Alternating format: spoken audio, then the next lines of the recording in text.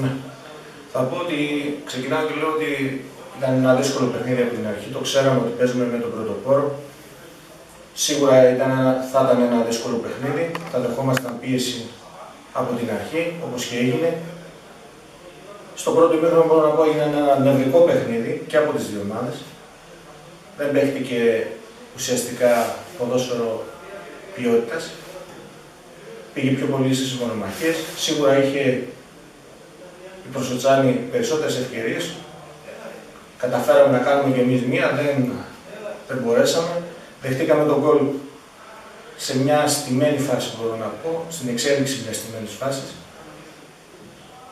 Στο δεύτερο ημίχρονο σίγουρα τα παιδιά προσπάθησαν, αλλά και λόγω της ημέρας, εμβόλυμη Τετάρτη, τα παιδιά έρχονται από δουλειές, από δύσκολες δουλειές, σίγουρα οι αντοχές δεν ήταν μεγάλες. Καλύτερες ευκαιρίες είχε πάλι η πρωτοπόρος ομάδα της Προσοτσάνης. Εμείς ουσιαστικά θα μπορούσαμε να πούμε στο παιχνίδι μόνο σε μια αντεπίθεση που κάναμε στο δοκάρι. Γενικά μπορώ να πω ότι έμεινα ευχαριστημένος από την προσπάθεια των παιδιών μου που καταβάλουν τον τελευταίο καιρό μεγάλη προσπάθεια για να ανταπεξέλθουμε στις δύσκολες συνθήκες και σίγουρα είναι ένα δίκαιο αποτέλεσμα η νίκη της Προσοτσάνης. Θέλω να συγχαρώ τον Γιώργο και την ομάδα, να ευχηθώ τα καλύτερα, καλή Ανάσταση σε όλο τον κόσμο και προσωπικά. Αυτά. Γιώργο. Εμείς θέλουμε οπωσδήποτε τη νίκη σήμερα. Για μας και τα 4 παιχνίδια που επέμειναν ήταν τελική. Πήραμε τον έναν, μας μένουν άλλα 3 παιχνίδια. Τα παιδιά έδωσαν τον καλύτερο τους σε αυτό. Υπήρχε άγχος, υπήρχε πίεση του αποτελέσματος, τους καταλαβαίνω απόλυτα.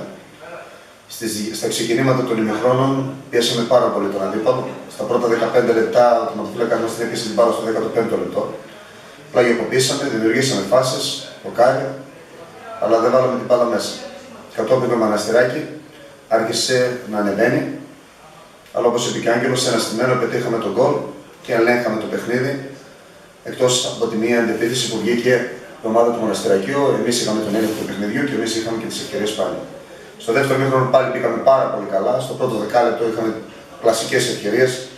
Πάλι δοκάρι, δηλαδή με τον τερματοφύλακα να καθαρίσουμε το παιχνίδι, δεν το κάναμε. Και όσο περνούσε η ώρα, μας γέμιζε άγχος. Παρ' όλα αυτά, δεν έχω παράπονο, είχαμε πολύ καλή ανάπτυξη.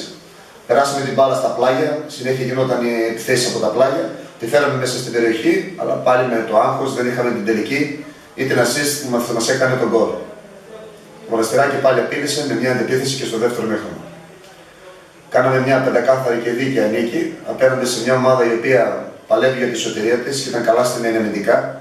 Προσπάθησε για το καλύτερο, προσπάθησε να πάρει ένα θετικό αποτέλεσμα που θα ήταν πολύ θετικό για τη συνέχεια της. Να δώσω συγχαρητήρια στα παιδιά μας για την νίκη αυτή και για ό,τι έχουν κάνει μέχρι σήμερα.